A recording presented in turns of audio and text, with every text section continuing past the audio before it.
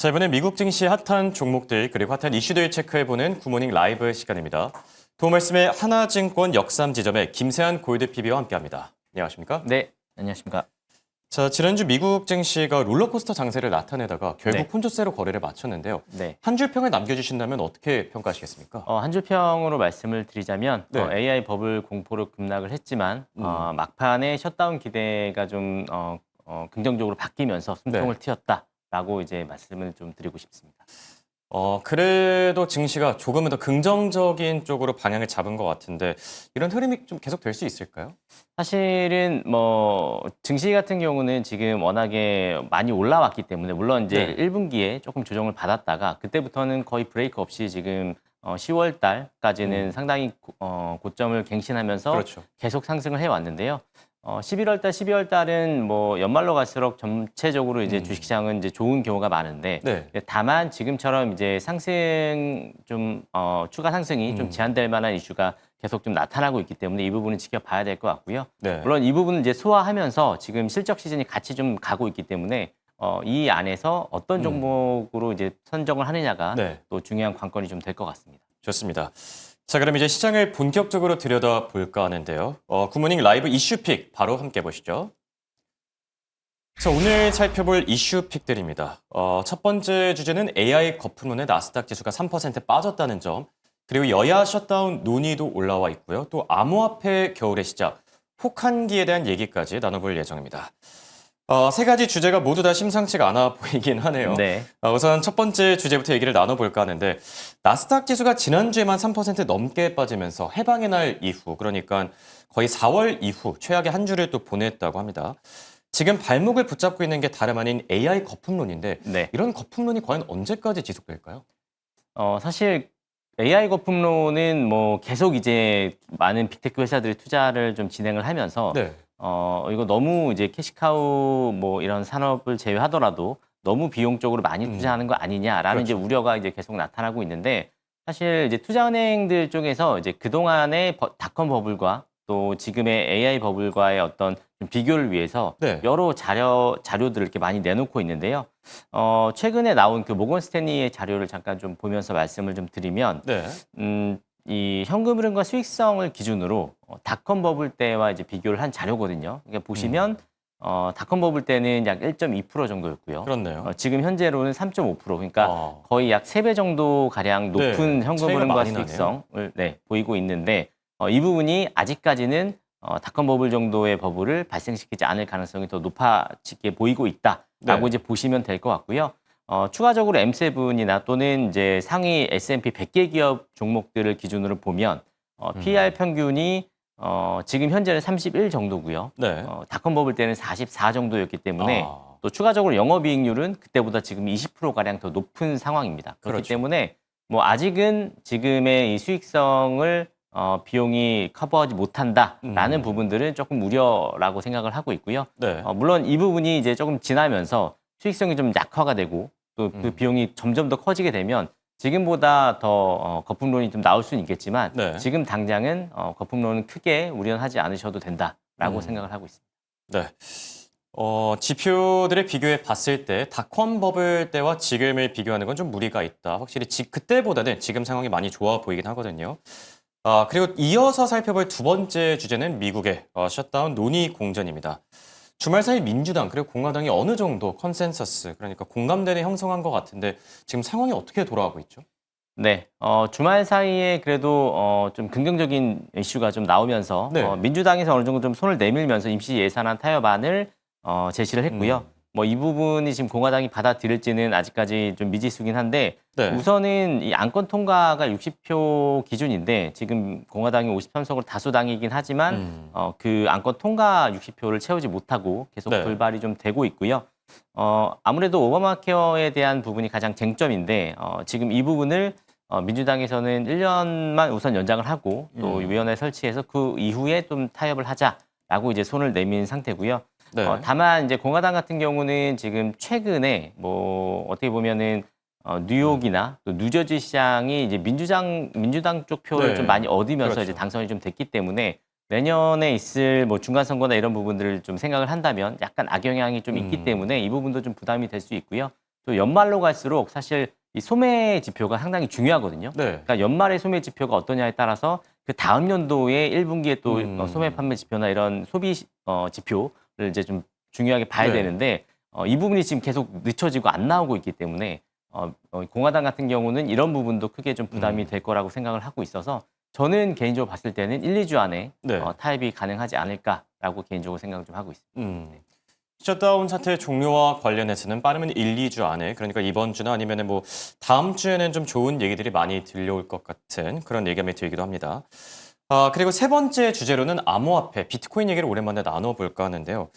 암호화폐 혹한기, 겨울이 시작됐다 이런 얘기들도 많거든요. 네. 지금 뭐 비트코인이 10만 달러 선에서 계속 등락을 오가고 있는데 사실 뭐 다른 AI 대기업들은 많이 이제 주가가 올랐거든요. 그런데 네. 비트코인은 이 지금 상승분 자체가 사실 크지가 않아요. 어떻게 보면 네. 뭐 반납할 수준까지 뭐 떨어졌다 이런 얘기들도 나오고 있고요. 어떻게 보고 계시죠?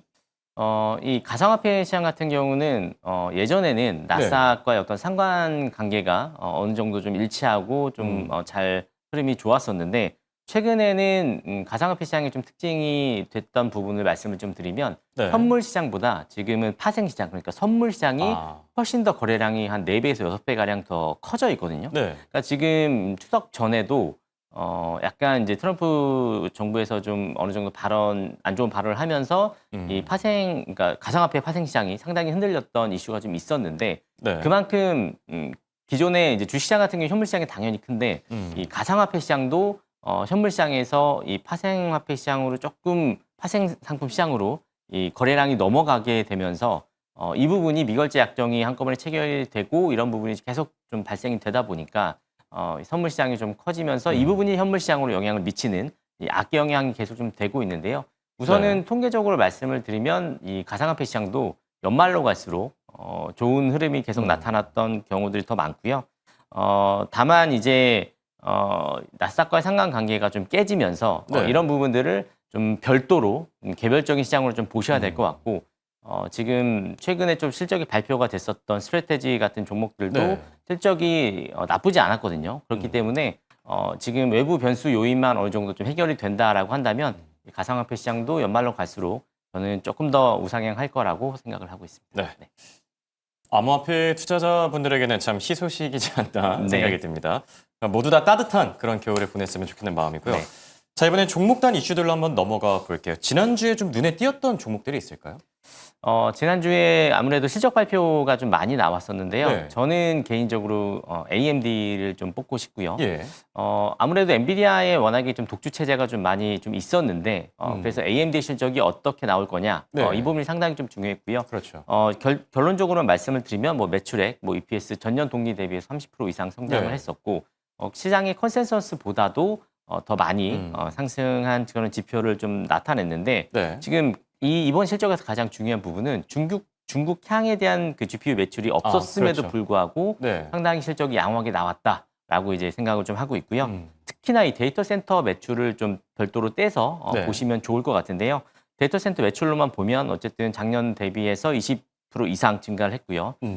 시장의 컨센서스도 5% 가까이 상회를 했는데 지금 이 AMD 같은 경우는 CPU와 GPU 이 두 개가 동시에 상당히 좀 시장에서 활력을 좀 얻고 있고 네. 특히나 이 데이터 센터의 매출이 좀 강하게 좀 늘어나면서 상당히 실적에도 도움이 되고 있다라고 보면 좋을 것 같고요. 지금 최근에 이제 나왔었던 오픈 AI 그리고 네. 오라클과의 협업 같은 경우는 아직 이번 실적에 반영이 좀 안 되어 있기 때문에 내년부터 실적에 본격화될 거라고 생각을 하고요. 뭐 마찬가지로 지금 외부의 어떤 좀 환경 불안 요소들이 좀 있기 때문에 이런 네. 부분만 제거가 된다라고 한다면 AMD는 다시 정상적인 궤도로 올라갈 가능성이 상당히 높은 그런 종목 중에 하나라고 생각을 하고 있습니다. 네. AMD가 지난주에 실적을 발표하고 나서 약간 휘청이는 모습이 나타나기도 했었죠. 그럼에도 불구하고 바로 다음 날에 이제 정류장에서 말아 올리기도 해서 긍정적인 평가들도 많이 나왔는데 그렇다면 지금 이 주가 레벨을 고려했을 때 투자 의견은 어느 정도로 보고 계시죠? 저는 뭐 AMD는 조정을 받는 경우에는 네. 계속 추가적으로 매수하시는 게 좋다라고 생각을 하고요. 물론 뭐 장기적인 부분은 계속 이제 뭐 올해와 또 네. 내년도 실적이나 이런 컨센서스를 계속 봐야겠지만 이번에 나온 실적 기준으로만 본다라고 한다면 제가 생각했던 것보다 상당히 양호한 부분이기 때문에 네. 충분히 엔비디아만큼 저는 괜찮다라고 생각을 하고 있습니다. 네. 매수하기에 괜찮은 기업이다 이렇게 평가를 해주셨고요. 그리고 지난주에 좀 눈에 띄었던 실적 발표 기업 가운데 하나가 메타였습니다. 네. 메타가 굉장히 안 좋은 실적을 발표했고 주가에도 악재로 작용하게 됐는데 메타는 어떻게 보고 계세요? 메타를 좀 우려하는 분들이 좀 많이 계세요. 네. 그래서 제 고객분들도 지금 매수를 해야 되느냐, 어떻게 해야 되느냐 많이 여쭤보셔서 제가 좀 숫자적인 부분을 좀 분석을 네. 좀 해봤는데요.